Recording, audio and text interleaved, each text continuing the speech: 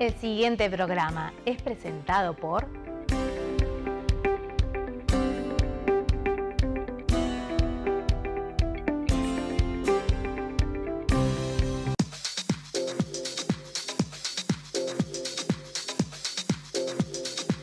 ¿Qué tal, amigos? Un gusto por presentar un nuevo programa de seguridad vial. Y como hicimos durante tantos años, durante 14 años y algo más también, y permanentemente, hacía los programas y decía Daniel Rosich al lado mío, lo presentaba Dani, lo presentaba yo, qué sé yo. Fundamentalmente nos preparábamos para hacer un programa como nos gustaba a nosotros, con una dinámica, con una temática que incluíamos y metíamos todos los autos, las motos, esto, lo otro, pero fundamentalmente el tema era seguridad vial. Hoy, Dani está conmigo acá en este momento. Así que, Daniel Rosich, gustazo compartir contigo, gustazo verte, charlar, y aparte de la temática que naturalmente nos apasiona y que nos preocupa tanto porque vemos que seguimos trabajando, se sigue haciendo mucha cosa y mejorando nada. No sé cómo la ves vos. ¿Qué tal, Jorge? Bueno, primeramente, gracias por compartir un día más contigo en esto que, como decías vos, tanto nos apasiona, Jorgito, tanto nos apasiona. Yo a veces me pregunto por qué, ¿no? Vos me decís qué se hace y qué no se hace. Yo me pregunto por qué no se hace. Eso es la pregunta que me hago todos los días. Cuando los números nos indican cosas increíbles, ¿no? Que decimos como la mitad de los fallecidos, y por supuesto que voy a hablar de mi tema, que es el mundo de las motos, ¿no? Como la mitad de los fallecidos son motociclistas, el 67% de los heridos graves, aquellas personas que quedan con secuelas para toda la vida, son motociclistas, y esperamos que pase algo y no pasa nada. Me impacta saber de que se gastan entre 1.500 y 1.600 millones de dólares al año producto de la inseguridad vial, y los gobiernos no reaccionen. ¿Te imaginas, Jorge, que bajáramos de 12 muertos cada 100.000 que tenemos hoy, bajáramos a 6? Estamos hablando de que podíamos ahorrar la mitad de ese dinero. ¿Cuántas escuelas, cuántos hospitales, cuánta colaboración se podría hacer a nivel de sanidad, de educación? En fin. ¿Cuál crees vos que es el problema de fondo? Uno de los problemas de fondo, para decir, el más fácil de todos, el que debería ser de dominio común de todo el mundo, de toda la sociedad, por ser una cosa naturalmente accesible y perceptible, qué sé yo. Decime, escúchame, ¿qué empezaríamos a hacer? Yo, la verdad que me da un poquito de vergüenza decirlo, pero lo tengo en un plan, ¿no? Armado, pronto para ponerla a funcionar. Me encantaría que se pusiera a funcionar. Por supuesto que habría que trabajar mucho más. Es un análisis bastante personal de esa realidad, entonces estaría bueno compartirlo, trabajarlo y discutirlo seriamente de las cosas que sí puede hacer. Por supuesto que está basado en realidades que ocurrieron en otros países. Yo no puedo inventar nada que no esté inventado. O sea, tomé los modelos que funcionan bien. Si yo voy a copiar algo, lo tengo que copiar bien. Si en Europa me dicen que tienen 1.8 muertos cada 100.000 habitantes, no voy a ir a copiar un país que tiene 25, ni 30, ni 40 muertos cada 100.000 habitantes. Voy a tomar de los mejores. Y las cosas que hicieron los mejores, no lo sé yo, lo sabemos todos, qué es lo que hay que hacer. Y ese es el inicio de todo esto. El inicio de todo esto es decir, bueno, vamos a copiar y copiar bien. Y en el mundo de las motos hay como 3 pilares que lo he repetido incansablemente. Uno es la moto, el otro pilar fundamental son la formación de los motociclistas, y el último, y seguramente el más importante, son los elementos de protección personal. Aquellos que necesitamos, porque sabemos que de cada 3 accidentes, 2 de ellos no es responsabilidad del motociclista. O sea, necesitamos estar protegidos para el error humano. O sea, para que si el otro se equivoca, yo tengo la posibilidad de salir con vida. Y esos elementos de protección personal son de las cosas que más chocan a todo el mundo. Cuando nosotros, y chocan no digo en el sentido de chocar, sino que nos chocan emocionalmente, cuando salimos a la calle y vemos, sobre todo en la periferia de Montevideo, que los motociclistas no tienen casco, no, ni que hablar que tienen una campera, que tienen calzado apropiado, que tienen guantes, que tienen los elementos más básicos que uno tiene que tener para andar una moto, no existen, no están, y eso llama mucho la atención. Y Jorge, yo sé que en este caso personalmente es bastante obvio lo que les voy a hablar, ¿no? Pero les quiero hablar del elemento que ha cambiado la realidad del motociclista. Pero antes, Dani, perdóname, antes Sí. de lo que vayas a hablar de esto que ha cambiado la realidad y que seguramente, y vos ya sabés que yo comparto contigo, naturalmente que sí, de cualquier manera hay otra cosa. Vos estás hablando de motociclistas y en este momento estamos hablando de la víctima, que en la generalidad de los casos, como tú decís siempre, cuando hay un motociclista que se cae, se lastima o se muere, normalmente en el gran porcentaje de los casos hay un auto involucrado, ¿de acuerdo? Ahora, no podemos decir el automovilista es el culpable, porque vemos de un lado y de otro infracciones de todo tipo, errores de todo tipo, qué sé yo. Pero te quiero mencionar lo que pasa, por ejemplo, en Estados Unidos, cuando la distancia de una moto y un auto tiene que ser igual que de auto a un auto. La moto exactamente tiene que tener el mismo espacio que un auto.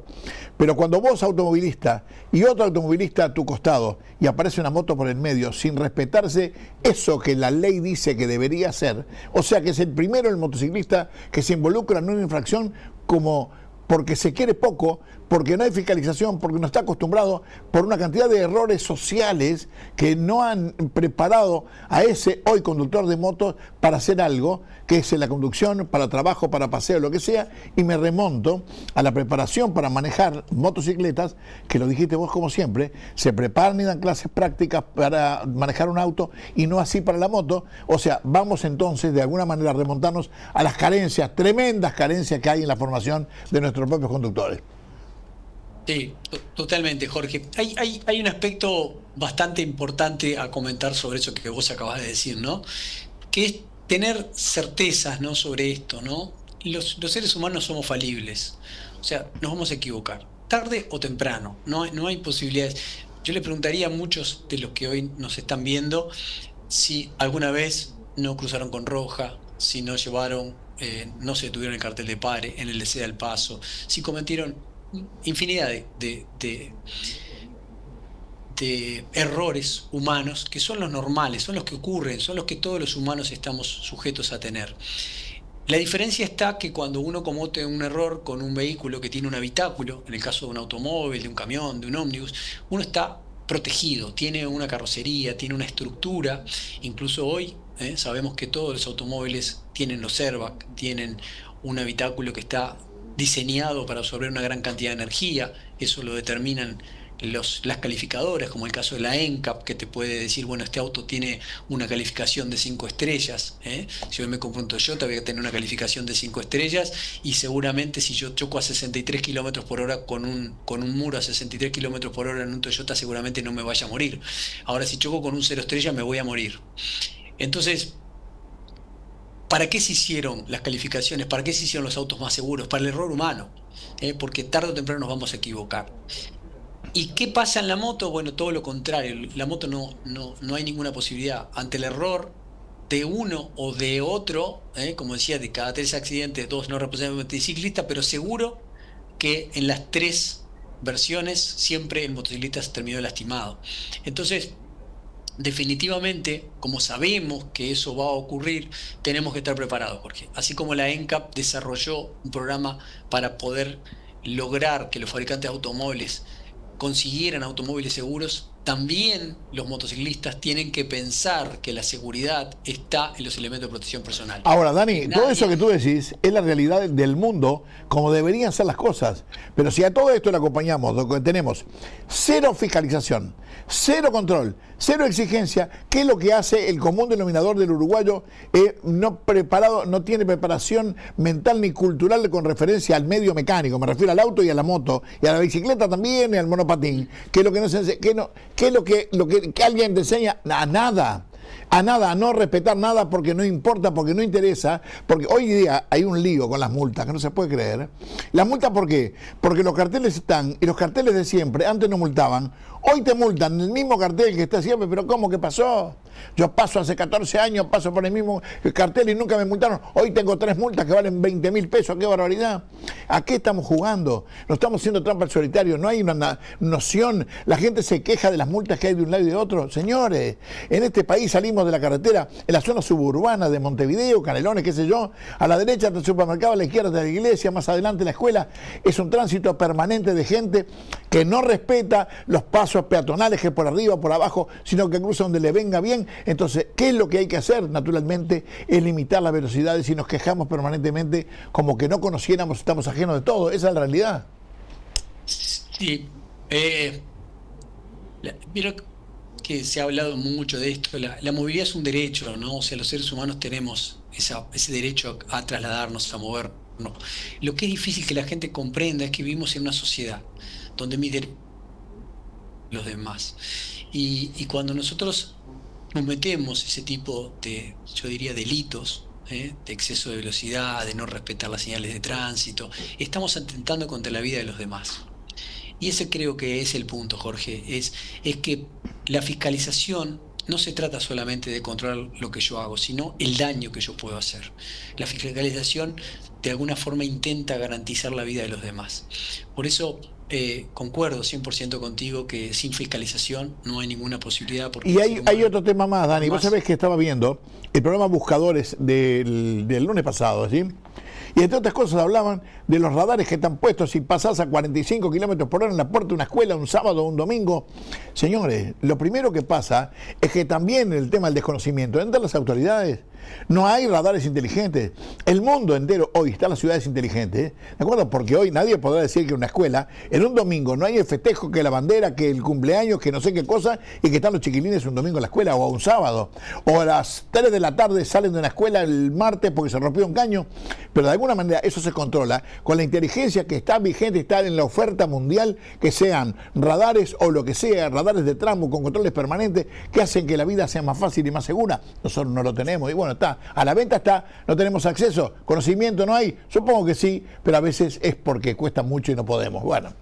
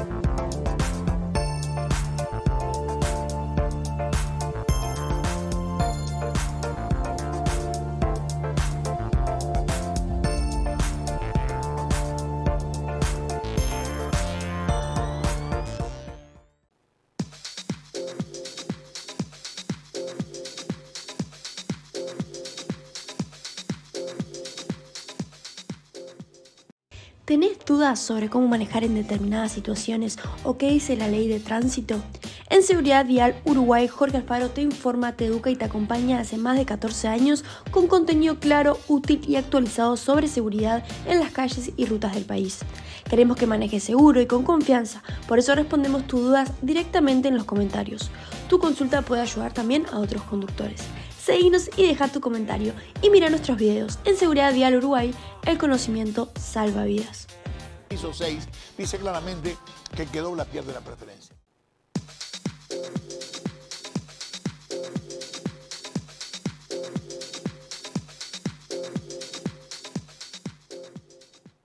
Sí, yo en eso discrepo, Jorge. Cuesta mucho, no sé, porque cuando uno ve las recaudaciones de los radares, no se desalienta a hacer inversión en tecnología vinculada a la formación y la educación de los conductores, ¿no?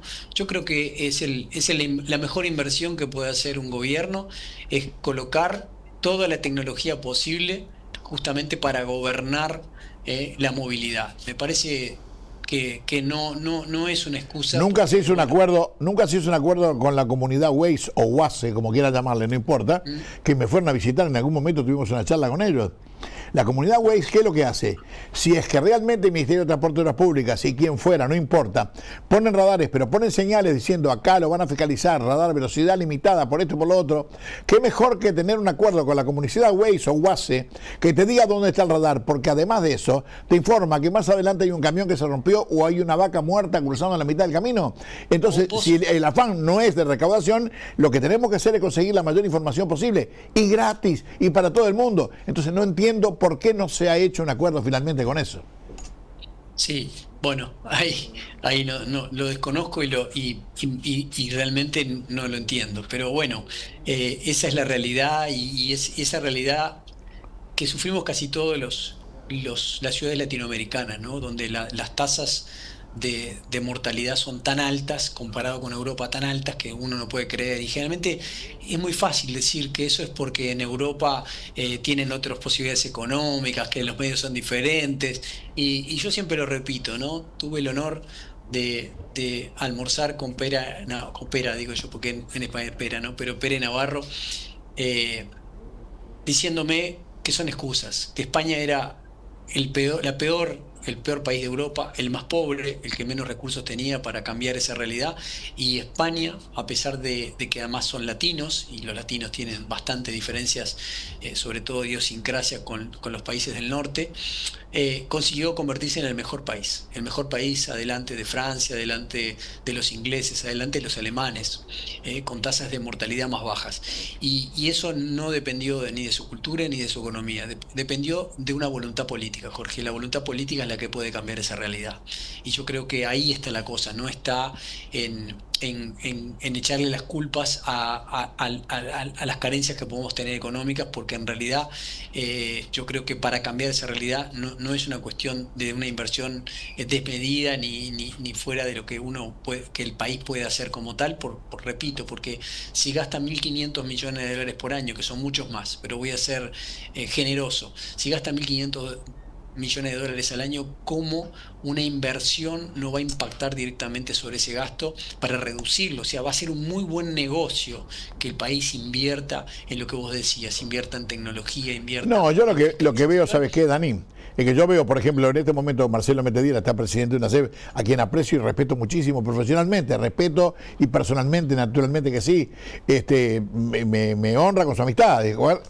Pero digo, son tantos los problemas, tantos, que no se puede solucionar esto de una vez de golpe para que todo el día se convierta en noche o viceversa, porque cuando vos arreglás tenemos las carreteras mejor que nunca, y en los afuera de la carretera está muerto, porque está lleno de alcantarillas, porque está lleno de árboles, porque está lleno de columnas, y seguimos preocupados porque la goma de la moto que venga, porque no es la goma de la moto, es la goma de la moto, el auto, la no inspección técnica vehicular. Yo te decía el otro día, me contaba Rafa Pons, el primer centro de verificación vehicular de la inspección técnica vehicular lo puso Rafa Pons con la Intendencia de Montevideo en 1993.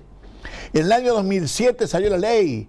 En el 2025, 18 años después, todavía no está reglamentado. Dani, no, ya está, Dani. No hay voluntad política. La historia esta no tiene solución así nomás porque la complicamos toda. Todos los días la complicamos.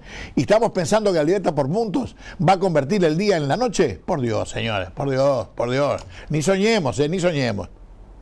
No, Jorge, no te puedo dar respuesta a eso porque también lo siento igual, ¿no? O sea, me cuesta entender esa realidad. Pero, a ver, vos dijiste algo. Lo importante de esto es, un amigo me dijo una cosa muy graciosa y divertida, me dijo, ¿cómo te comerías un salame? Y la única forma que se puede comer un salame es rodajita a rodajita, ¿no? Hay que cortarlo, írselo comiendo a poquito. Y la forma de cambiar esa realidad tiene que ser esa, tiene que haber un mapa, tiene que haber algo que se pueda ir haciendo paso a paso de eso que vos decís. Y yo creo que lo importante de esto es saber qué es lo que va primero. Porque vos decías recién, todos estos años que hace que se está hablando de los ITV y que lamentablemente solamente creo que Montevideo y Salto, creo que es el otro, no recuerdo cuál otro ciudad. Canelones. Del interior que el ITV es obligatorio, el resto no lo es. Entonces... Ojo, Dani, pero Montevideo obligatorio. Si un escribano viene y vas a comprar el auto y se le ocurre pedirte el ITV o la compañía aseguradora porque te vas a Brasil, ¿no? Está claro, pero bueno, más allá que se cumpla o se cumpla, es obligatorio. En el resto del país no lo es. O sea, ¿cómo puede ser que vos cruces una frontera imaginaria y digas que del otro lado te convertiste en mejor chofer? Pero además es ley, ¿no? Además, cuidado, es ley, ojo, cuidado, Tal cual, y podés andar con un auto sin frenos y sin luces y sin un montón de cosas que vemos que nos sorprenden, ¿no? Pero bueno, reitero, Jorge, si vas a tener un plan, yo entiendo que por ejemplo, el déficit que tenemos hoy en el Banco de Previsión Social es de 650 millones de dólares. ¿Cómo puede ser que ningún político se dé cuenta de que si solucionamos lo de la seguridad vial podemos bajar esa cifra todavía? O sea, ¿qué es más importante, no? Siempre lo haremos, ¿qué es más importante, si el huevo o la gallina? Bueno, pero ahí tenemos una herramienta clave en esto, ¿no? Y todo lo que quiere decir ese ahorro, porque no es solamente un ahorro de dinero, es un ahorro de dolor, de familias destrozadas, de todo lo que vos ya sabés y no hace falta que te cuente, Jorge, pero hay que empezar por algo. Y en el mundo de la seguridad vial, por eso te decía, el plan que se va a hacer es lo importante. Y lo importante es comenzar, y lo tenemos con los números que el propio gobierno nos da, que nos dice la primer causa de muerte en la siniestralidad son los accidentes en moto. ¿Por qué seguimos hablando de otras cosas? ¿Por qué no empezamos a trabajar en los 3 aspectos que han comenzado a trabajar los 3 países? Reitero lo que vos me dijiste recién, Jorge, para dar una clase de auto necesitamos 15 clases en Montevideo solamente, también advierto, ¿no? Pero para la moto no se necesita ninguna. ¿Por qué no empezamos al revés? Vamos a empezar dando capacitación y formación profesional a las personas que van a conducir una motocicleta, van a conducir el vehículo de mayor riesgo que hay en la seguridad, en la vía pública. Comencemos trabajando en los elementos de protección personal, en un casco que se actualice, que no podamos seguir trabajando con una normativa de 1981 que avala la calidad de los cascos. Vamos a actualizarnos. 7 normas europeas han pasado, estamos en la R2206 y seguimos hablando de la 650 de UNIT. O sea, no existe, no puede ser que no cambie esa realidad. Formación. Las motos se están actualizando prácticamente solas, sin que Uruguay haga nada, porque en realidad el mundo está exigiendo en todos lados y los fabricantes han cambiado, ¿no? Seguramente hoy debe ser difícil comprar un automóvil que no venga con airbag. En el 2015, cuando se promulgó la ley acá en Uruguay, bueno, sí, era más complicado, que las terminales no lo tenían, pero hoy en el mundo de las motos pasa lo mismo, ¿no? O sea, nosotros hoy en Uruguay estamos empezando a recibir motos ya con niveles de tecnología mejor. Europa está hablando de la obligatoriedad del ABS para las motocicletas. Bueno, alineémonos con ese tipo de cosas. Y finalmente, Jorge, y creo que es lo más importante que vos decías, ¿no? Los 3 elementos que hacen que todo esto funcione. Primero es una fiscalización, después es el cumplimiento de la fiscalización y por último, y perdone que lo repita permanentemente, es la Fiscalía Especializada en Seguridad Vial, porque si no hay alguien que detenga esa voluntad humana de hacer las cosas mal, no va a pasar nada si no terminamos en la justicia. Por eso es absolutamente determinante que estos 3 elementos se pongan en funcionamiento. No, totalmente de acuerdo contigo, Dani. Por supuesto que sí, hay un tema que la fiscalía, esto es, bueno, no sé, desde hace años me acuerdo que estaba la abogada que está hoy en una CEP, ¿cómo se llama? Gaby Lencina. Gaby Lencina. Gaby, desde hace años, ya me olvidé de cuántos años hace que Gaby Lencina está hablando del tema de la fiscalía. Bueno, está, pero no ha importado. Ahora otra cosa más, te digo. Cuando estamos reclamando permanentemente los adelantos técnicos que la ingeniería de fabricación entrega al consumidor, en la moto, el auto, la bicicleta, en absolutamente todo. Y nosotros tenemos las calles de Montevideo que están en un estado, digo Montevideo para decir, donde está la mitad de la población del país, están en estado lamentable en muchos casos.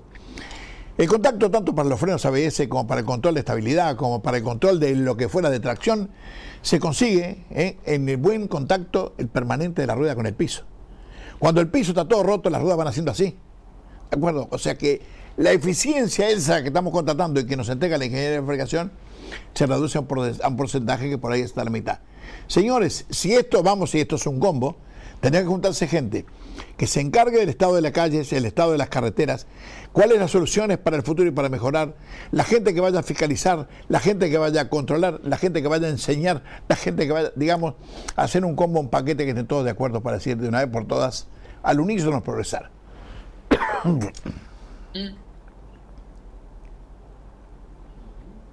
Jorge, yo entiendo que a veces, yo creo que igual todo lo que se refiere a la infraestructura, sabemos que es fundamental, pero no puede ser una excusa. No puede ser una excusa para que todo lo que acompañe en materia de tecnología, en materia de lo que son los HADAS para los automóviles y para las motocicletas, siempre van a ayudar. No importa si el piso está mal o está bien, y entiendo perfectamente lo que tú decís, que si el piso está mal no va a poder colaborar como podía tener la eficiencia sobre un suelo que estuviera sano. Pero creo que es un tema que que no va una cosa con la otra. Necesitamos igual que todos los elementos que den seguridad a los choferes. Eso que vos muchas veces dijiste, a mí siempre me quedó, es que iguale a los que son grandes conductores de lo que no lo son, ¿no? O sea, que te da esa posibilidad. Bueno, ¿no? La tecnología es lo que hace es eso, tratar de emparejar aquel que es naturalmente dotado con aquel que no lo es y que no le interesa, pero que realmente maneje con márgenes de seguridad para él, para la sociedad, para disfrutar, para pasear, para trabajar. Naturalmente es así. Seguramente, Jorge, capaz que ya lo emitiste, pero permanentemente están apareciendo videos en Los Ángeles de los automóviles, de los taxis que no tienen chofer, sí, ¿no? Sí. Que maneja un robot, ¿no? Y uno dice, bueno, ahí está la gran solución, Jorge, que el humano no intervenga, ¿no? De esta manera. Sí, no, pero el difícilmente, software para Uruguay va a ser brava, ¿eh? Para decir, ojo, el software de Uruguay va a decir, ojo en inglés, ojo que viene en contramano, cuadado que los corre la policía, ojo viene a fondo para arriba de la vereda. No, Dani, ya está. Entiendo, pero va a ver el mundo redondo, Jorge, va a llegar. Sin duda, va a llegar, yo sé que va a llegar. Va a llegar. Yo sé que va a llegar. Por supuesto, en el medio no podemos generar que eso lo paguen muchas víctimas más de las que ya lo han pagado. Ni hablar. Entonces, indudablemente que es importantísimo que durante todo ese tiempo Dani, yo sé que estás vos con el tiempo que está muy cortito y yo te corté porque ibas a hablar de los airbags, pero bueno, lo dejamos para la semana que viene, nos volvemos a contar y charlamos y le dedicamos directamente al airbag, porque a mí me interesa mucho el tema del airbag, porque mira que fue y se presenta algo y parece que ya está, que nos olvidamos, estamos lejísimos de todo. Y estamos lejísimos y tengo grabado que un casco pagaba 0 recargo en la importación y el airbag de los autos pagaba el 18%. Entonces me decís, ¿dónde está el equilibrio de esta historia cuando apuntamos a todo lo mismo? Y vos me decís, yo sé lo que pagás con los chalecos, lo que se pagan con impuestos, y me parece es irracional. No es que discutamos que sirve más, menos, que está bien, no, es irracional, no hay otra palabra que le quepa, ¿te das cuenta?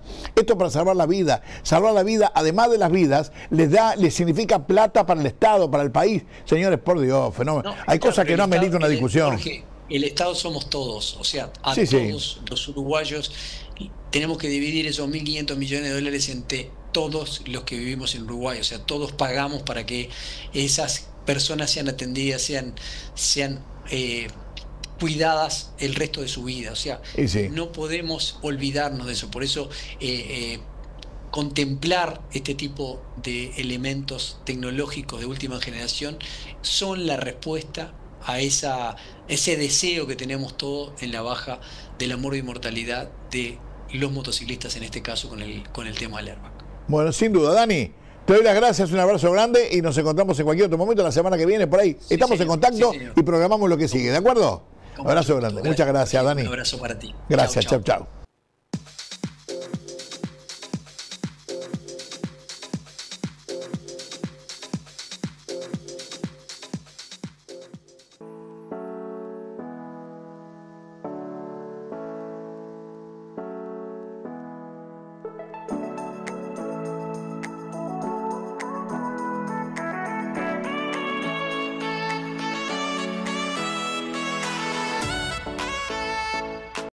Experimenta conducir tu moto con auténtica seguridad. Utiliza tecnología de innovación. Utiliza un aerobag. Minimiza la morbimortalidad hasta un 90% gracias al colchón de aire producido antes de hacer contacto con el pavimento u otro vehículo. Tu vida nos inspira. Tu familia te espera. Aerobag. Importa y representa para el Mercosur Cedimo.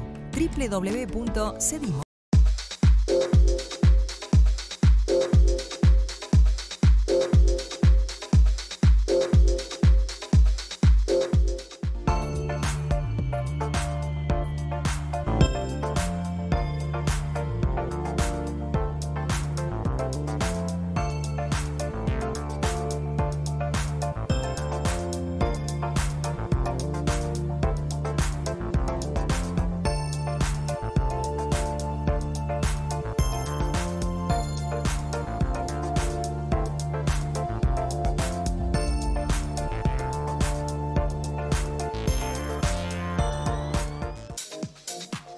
No me van a decir que es novedad, porque no, porque acá en el transcurso de los años, está el 15º año de permanencia en el aire con seguridad vial. Mi amiga Carmen Barrandegui nos ha visitado muchísimas veces. Fundamentalmente recuerdo aquella vez, la primera, cuando en poquito tiempo teníamos 85.000 visitas, personas que se sumaron a aquella temática que era basada con el tema que era el TEA, ¿de acuerdo?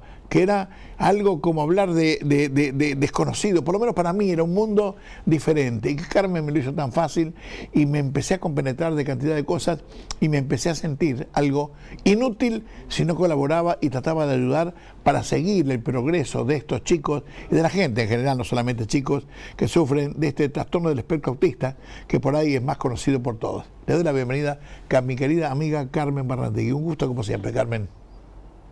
Hola Jorge, ¿cómo estás? Bueno, muy contenta con la invitación y obviamente con toda tu audiencia que me va encontrando y me va conociendo en otros lugares y me dice, te viene el programa de Jorge. Pero mira así que bueno. Mira qué bueno, mira qué bueno.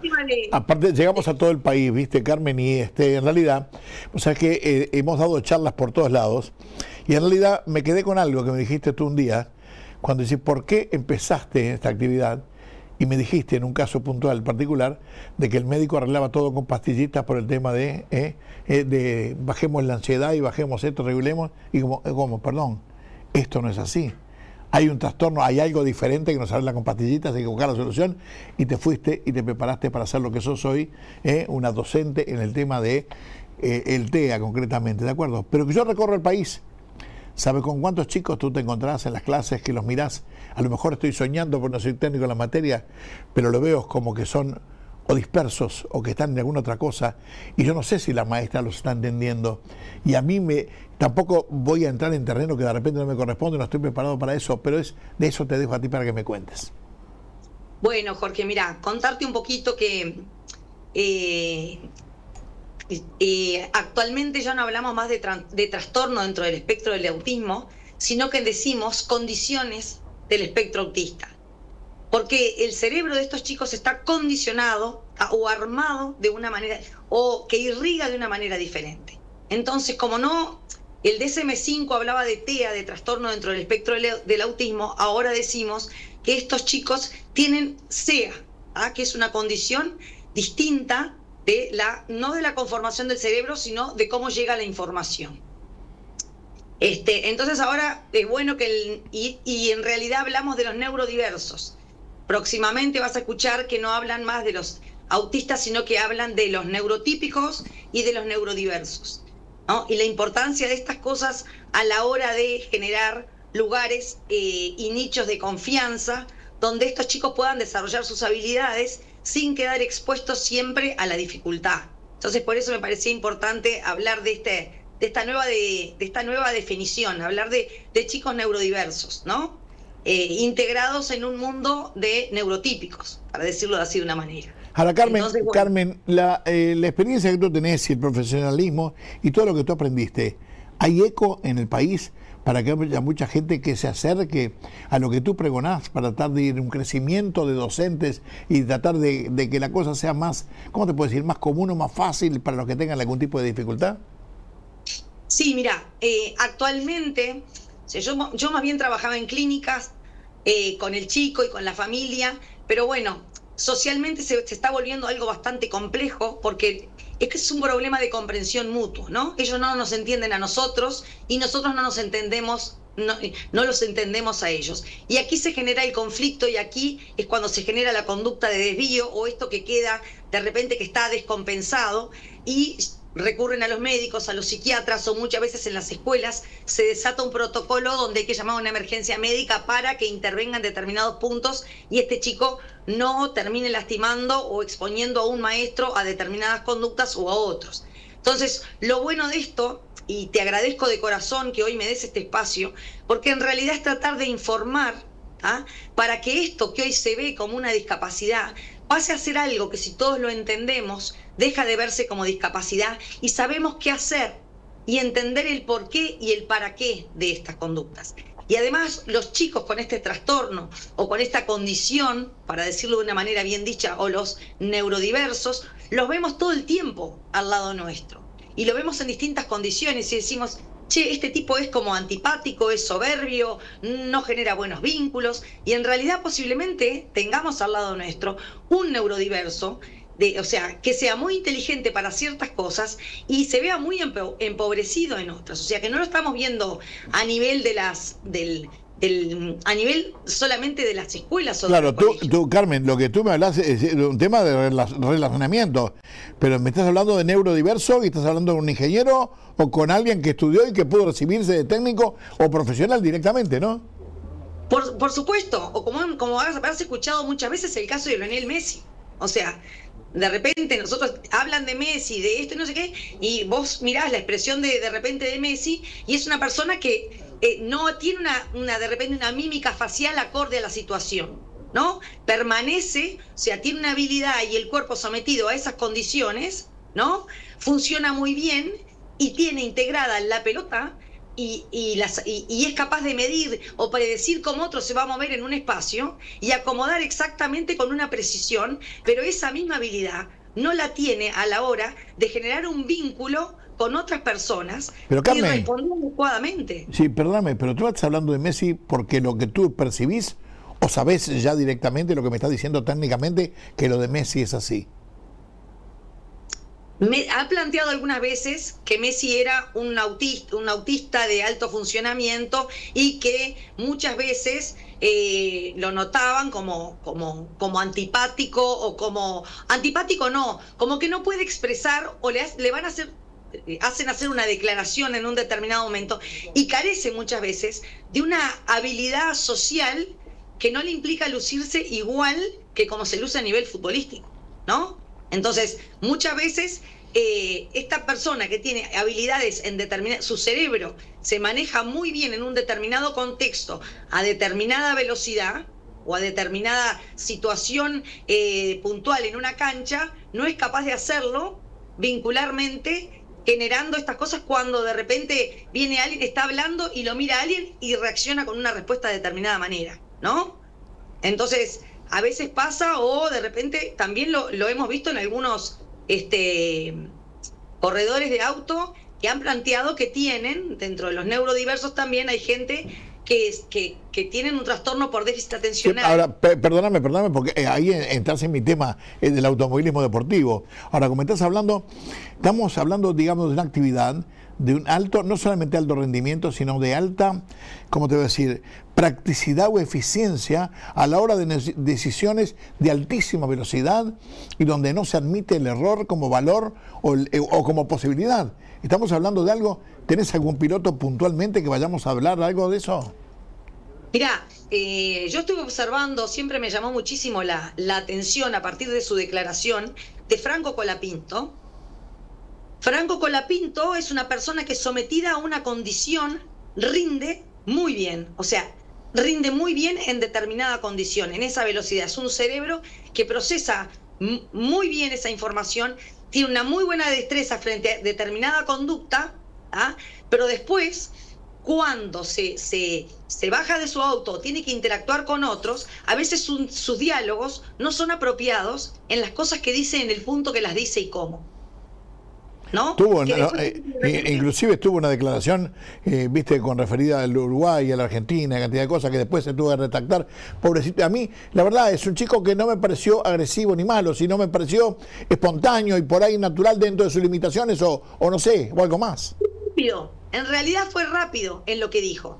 O sea, es un razonamiento que lo hizo rápidamente, no midió la consecuencia, pero fue, a mi manera de ver, como lo hacen estas personas, los neurodiversos, y él puntualmente dijo que tenía un trastorno por déficit atencional con hiperactividad. A partir de esa condición que él declara tener diagnosticada, yo directamente lo llevé a su diagnóstico.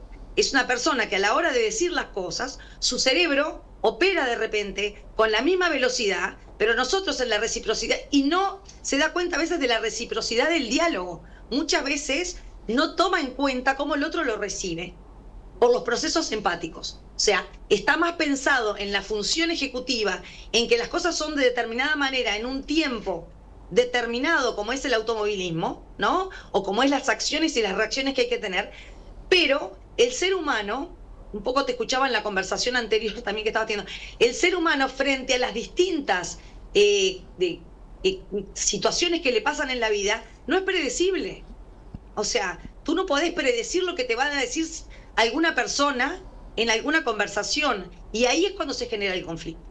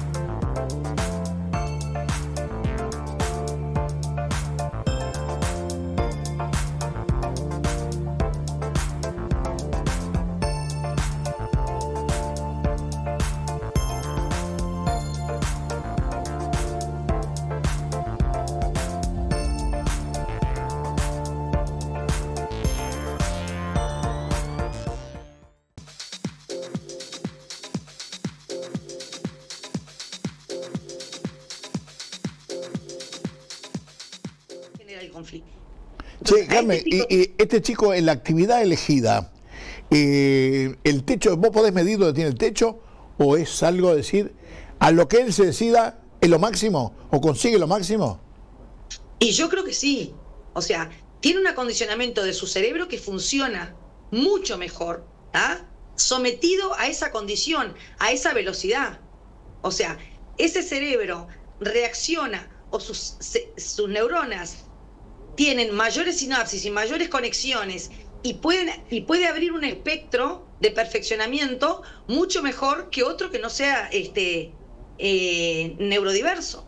Entonces es una condición que para él le suma muchísimo a nivel competitivo, pero tiene que cuidarse, ¿no?, a la hora de la interacción, sobre todo porque nosotros los seres humanos somos seres lingüísticos y vivimos en eso, y necesita vender, necesita necesita managers, necesita ¿cómo se llama?, que lo auspicien. O sea, necesita una cantidad de cosas para ese mercado. Ahora, Carmen, digo, sí, tanto que el futbolista como el automovilista, digo, una cosa, estamos hablando de que a lo mejor la dificultad está en la interacción, ¿de acuerdo? Digamos, en la socialización de todo, pero en una carrera de autos donde vos vas uno al lado de otro y van a 250 kilómetros por hora, ¿qué pasa? Eso se maneja con valores de carrera, automáticamente la carrera dejamos de lado todo lo demás para buscar soluciones que salen rápidamente o mejor que otros casos, digamos, pero no de una confrontación, digamos, de ignorar lo que está pasando al lado, ¿no? No, al contrario. Este cerebro, vos imaginate que es un cerebro que opera muchas veces como si fuera un escáner, ¿no? Vos imaginate como cuando pasás el precio que vas a pasar por la maquinita del supermercado, si falta media rayita, la máquina no te lee el precio. Si viene el precio doblado, la máquina no lo lee. En este tipo de cerebros, donde a alta velocidad el cerebro percibe una cantidad de secuencias y de cosas que pasan en un determinado instante y tiene la precisión de meterse de repente entre dos autos a esa velocidad en una variable importante, estudiando las variables de sonido del motor, del auto, de un montón de cosas que yo no manejo y no lo sé porque no estoy dentro de ese vehículo, pero sin duda hay una cantidad de cosas que vos estás escuchando y que para tu cerebro son una sincronía y una sintonía de movimientos, de funciones, de ejecuciones que se producen en tu cerebro, que hace que tu cerebro y tu cuerpo se amalguen a este volante y produzcan la máxima eficiencia que tiene ese motor en esa condición metida, en esa carrera y en ese circuito, ¿no? ¿Sabés que sometido a esta determinada regla y a esa velocidad? Con todo lo que me decís, me acuerdo de aquella primera charla que tuvimos en televisión, cuando te dije un día, digo, ¿algún chico puede manejar o puede aprender la seguridad vial como yo o alguna cosa? Y me dijiste, el día que la aprenda va a ser mucho más mejor y más eficiente y más terminante que vos, porque cuando aprenda que la calle es flechada para allá, su conocimiento, eso no se lo cambia ni la policía, porque la flecha es para allá y chau, se terminó, y es terminante, y lo que aprende es como que le quedara marcado a fuego. Y sin duda eso además, ¿qué pasa? Que opera, si bien opera en favor de él, pero opera en contra de lo social. Porque aquí en Uruguay suele pasar que, Jorge, que vos entras a una calle y están trabajando al final de la calle está cerrada, no te anticiparon, ¿tá? Que dice a 50 metros o no entre en esta calle cerrada. A veces la ponen y a veces no. Cuando vos llegás y la calle está cerrada, para ese chico que no tiene una habilidad social, ¿tá? Que tiene una inflexibilidad importante a nivel de su pensamiento por la reciprocidad de las cosas, ¿tá? Nadie le advirtió, nadie le anticipó. Eso genera un conflicto en él. Entonces, hace un ratito hablabas con la persona que estaba anterior a mí y yo te escuchaba que estabas hablando de, bueno, de que hay cosas que de repente los autos con un piloto, con un conductor robotizado, vamos a decir, funciona a la perfección, pero no sé si en este país se aplica.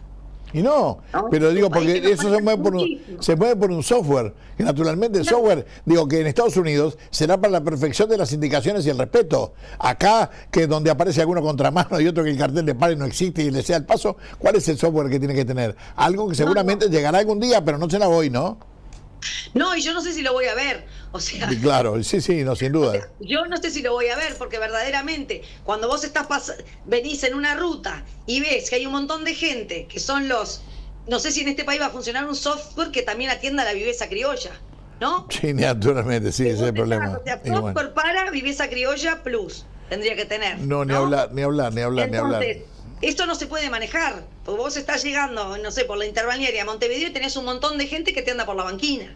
Y sí, por supuesto. Y sí, entonces, sí, tal cual. A ver, che, Carmen, como que de acuerdo que sacan del eje. De acuerdo que de aquellos comienzos, cuando tuvimos las primeras charlas al día de hoy, ¿ha evolucionado el mundo para todos aquellos que tengan este tema, que sean, digamos, que tengan alguna dificultad de integración social diferente?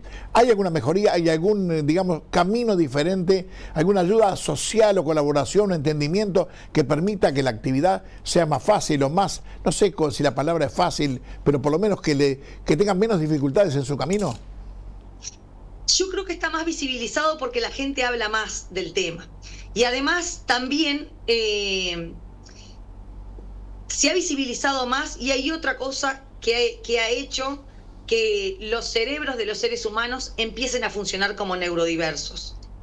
Y esto ha sido el uso indiscriminado de pantallas. Entonces, el uso indiscriminado de pantallas, que para mí tiene la misma característica muchas veces. Las personas que usan muchísimas pantallas carecen de habilidades sociales y de flexibilidad frente a determinadas cosas. Entonces, esto se ha vuelto más visible. Estamos en un momento complejo.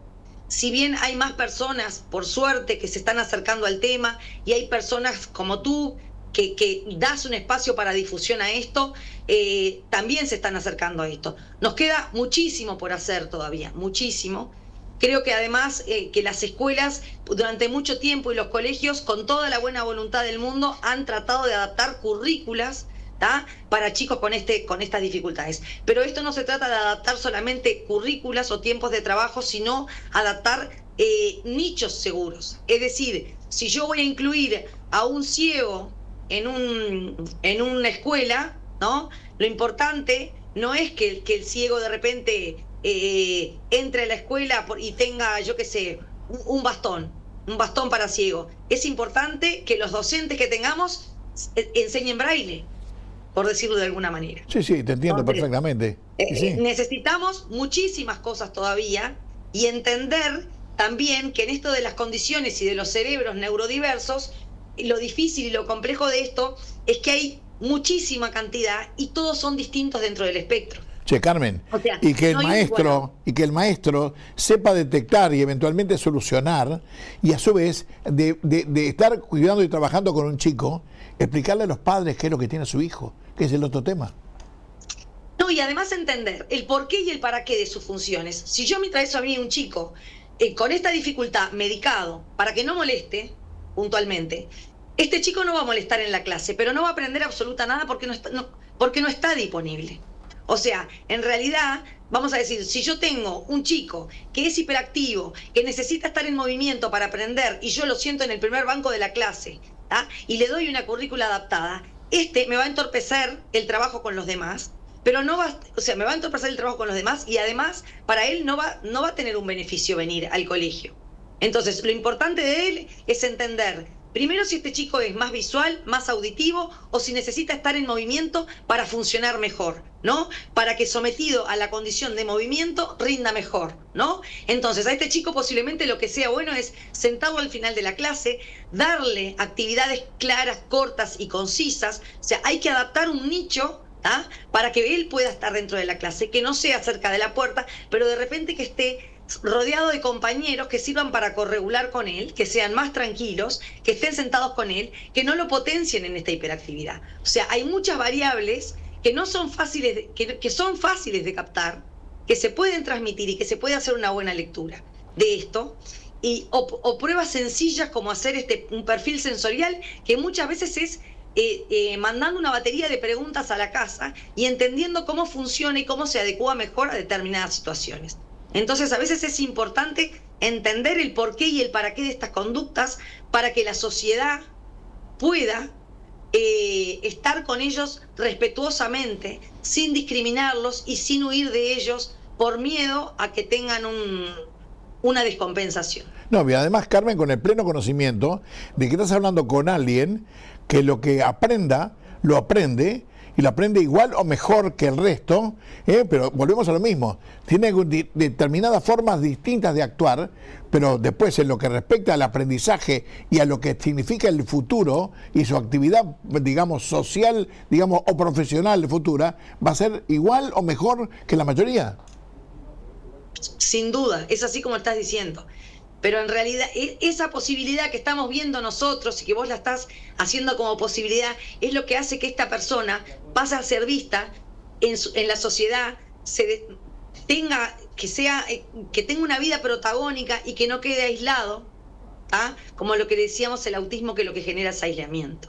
No, o que sea, lo valores, que lo no valores sí, y que lo entiendas y que lo ayudes en su, llamémosle, dificultad en lo social, y darle valor y aplaudir eso que tiene, esa capacidad, digamos, diferente, que le permite ser excelente y brillante en una cantidad de cosas, que es lo que en el fondo la mayoría de los padres o madres quieren, que su hijo sea un profesional de primera división o lo que fuera. Lo otro se puede solucionar, se puede acomodar, pero siempre y cuando lo entiendas y lo acompañes. Esa es la historia, ¿verdad? Sin duda. ¿Te acordás que la última vez hablamos de este chico que hacía el tema de los animales? Sí, sí, claro, sí. Bueno, el chico se acercaba al animal porque realmente corregulaba con él. O sea, se acercaba de la misma manera que si fuera un par. Pero eso lo sentía tan afín. Y lo vi en unos videos y yo no podía creer de este tema. Claro. De cómo este chico, los animales se quedan quietos y lo reciben como uno más.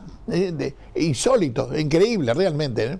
Porque en realidad tiene la habilidad que en esa condición y sometido a ese mismo ambiente corregula con ese animal y se acerca y se va al mundo de ese animal. Y muchas veces es lo que necesitamos, que nosotros los neurotípicos podemos hacer con los neurodiversos. O sea que como sociedad tenemos un compromiso enorme de poder entender para acercarnos respetuosamente y dejar de ver aquello que como no lo conocemos, lo discriminamos o huimos de él.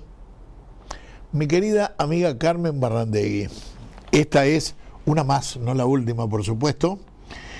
Más allá que la cédula se nos está llenando de años, mi querida Carmen, ¿verdad? Y que realmente no sé cuántos años más seguiré en este tema, pero de cualquier manera, cuando hablo contigo, me contagié la virtud de contagiarme y apasionarme por algo que para mí lo aprendí a conocer contigo, y porque aparte entiendo y lo relaciono con otras actividades que no tienen nada que ver con esto, pero que están ajenos al interés general, que es lo que me preocupa, al desconocimiento del prójimo, al desconocimiento de la gente, para que la tarea general sea más fácil para todos y que la convivencia naturalmente mejor. Por eso es que te juro, Carmen, que me emociona hablando contigo, te lo juro. Pero bueno, no sabes cómo te doy las gracias, con un beso grande y un abrazo grandote, y espero que nos veamos pronto, ¿de acuerdo? Bueno, Jorge, mil gracias a ti por esta invitación y por verme y por ayudar también a que todo esto se vea, se escuche y se sienta desde otro lugar. Y bueno, yo también, como sabés, siempre te he respetado mucho y me he vuelto más respetuosa del tránsito, gracias a todo lo que vos transmitido en los medios sociales, en los medios de comunicación. Así que agradecerte de todo corazón. Y siempre cuando me voy a mandar una macana digo, acordate de Jorge. Muchas gracias, Carmen. Un beso grandote y nos vemos pronto. Y muchas gracias. Chau, chau, chau, chau. Hasta pronto. Chau, chau. Chau, chau.